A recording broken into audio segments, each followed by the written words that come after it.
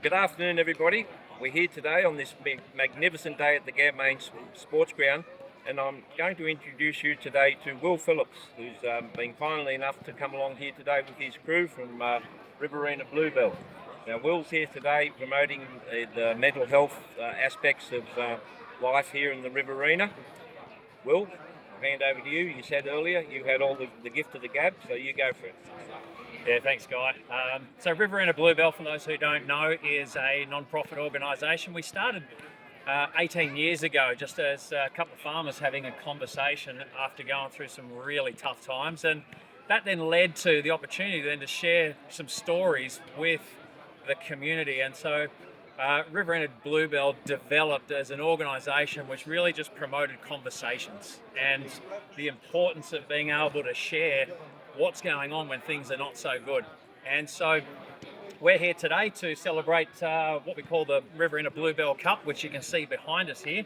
What we're doing today is we're taking the scores from the netball teams and the football teams, and we're averaging out all those scores, and whoever comes up with the highest score, we're going to award the cup to. So back to you for some more questions, because I'll keep rattling on for ages.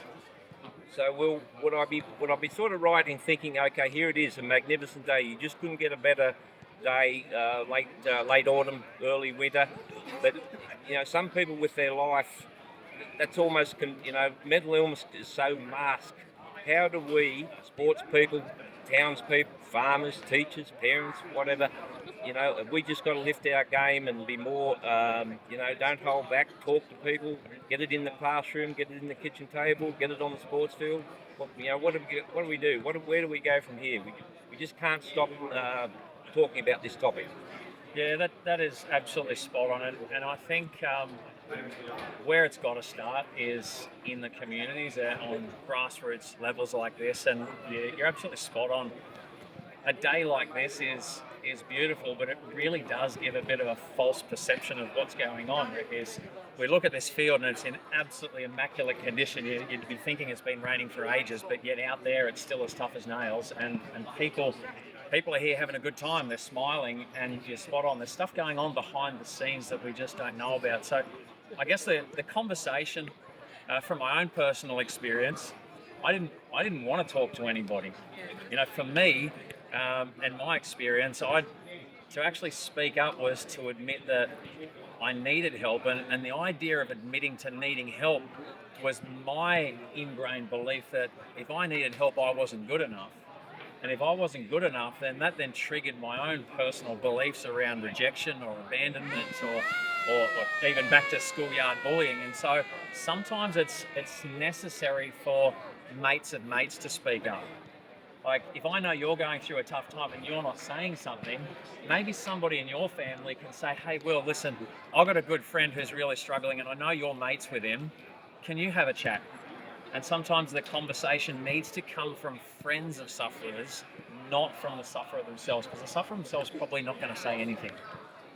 I think in a nutshell what you're saying is that, we can't be shy about this topic. We know it's not going to go away. The statistics say, well, it's getting worse. That's unfortunate as it is. So, okay, we're blessed here. Lately, 10 days ago, we had fantastic rain. Prior to that, in the farming community, we just had dust. We had endless days of dust, and now the season's on a roll now. But of course, on the news that terrible drought in Victoria, and we're seeing terrible issues. But that's just from the rural perspective. That there's heaps of people in the community that are suffering from mental health that we don't recognise. But that conversation, we just got to push it. Don't be shy to talk to someone. They might say, I'm 100% fine, but thank you for your concern. Yeah, absolutely spot on. I think some little takeaways, because we're in a regional community, I think there's something powerful about acknowledging that we go through seasons, and we've just, as you're saying about the guys in Victoria and many parts of Australia that have suffered drought, is that it's horribly backbreaking, it's horribly heartbreaking, but it's a season that we can say this too will pass. Now, we may not know the time frame. Sometimes it's just holding on to the things we love, the things that we hold true, our families, our friends, our footy teams. And in the midst of that, finding a way to talk through that process. Yeah, the conversation has to begin, and we have to be more active in either speaking up ourselves or getting alongside friends and just trying to draw it out of them. The other message would be that, for people that are in that desperate state, for them, we have to impress on them as much as we can that they are we need them. They're not valueless. They're needed by their family. They're needed by their community. They have a purpose, and we've got to try and get ahead of it. Yeah, so look, if you're in a situation where you don't feel comfortable talking to family or friends about where you're at and what you're struggling, I know this is just a brochure, but you can jump on, just Google search Riverina Bluebell. There's a bunch of links to organisations that can help. There's a new organisation in Wagga, the Medicare, where without an appointment, without a Medicare card, without anything, you can just call on in and have somebody to talk to. We've got a great facility at the Wagga Base Hospital there, who have got an inpatients program. So if you really got to get away from the stress and the suffering of it all and find somewhere where people are going to look after you and look after your health, then that's an amazing spot. And I've personally done that myself. I spent 4 weeks in a hospital just to help get myself settled back down again and get my frame of thinking different. And so there are services out there. As I said, get onto the Riverina Bluebell website and talk. And as I said, keep talking, please. Please, if there's anything, keep talking. Well, that's the key message. We'll keep talking, keep communicating. Like Will said, if you're not comfortable talking to someone close, go and have a coffee in a coffee shop. I've noticed nowadays that sometimes you visit a small town, there'll be a person sitting on their own, and if you bother to talk to them, they'll actually tell a stranger more things than what they'll tell their family. Will, what's your take-home message for, from Riverina Bluebell? Yeah, look, a couple of take-home messages. One, and might be a little bit confronting, but if you find yourself standing in the mirror, acknowledge that the person that's looking back at you has actually survived 100% success rate of making it through every single day. And we often lose ourselves in the struggle, and it's true and it's real, and I've experienced that, but you have literally survived with 100% success rate every single struggle you've been through.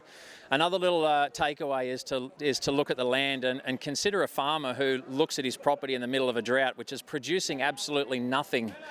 It's literally just a survival and waiting game. And I've never met a farmer who would look at a drought-stricken property and abuse it and call it useless, call it no good.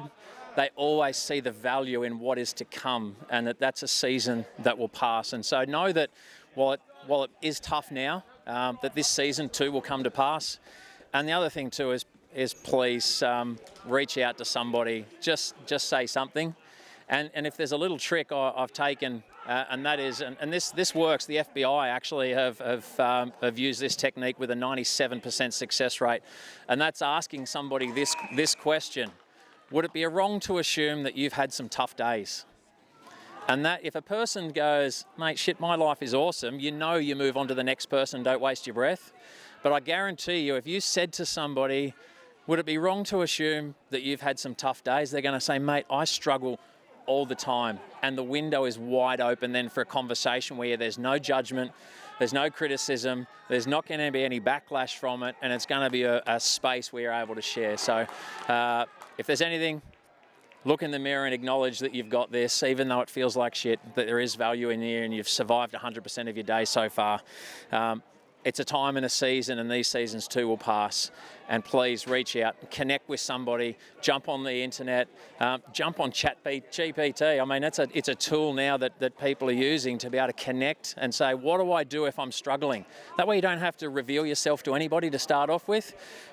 Jump on the Riverina Bluebell website. We've got contacts there. And if you need to, even ring the hospital and say, I'm struggling. I need to speak to somebody in mental health, because there is a place you can go to get away from the struggles, to whether you're 100% supported as well. So, please reach out. Will, on behalf of the Gamang Grongrong Madong Football Club, thank you for you and your team for giving up your time here today.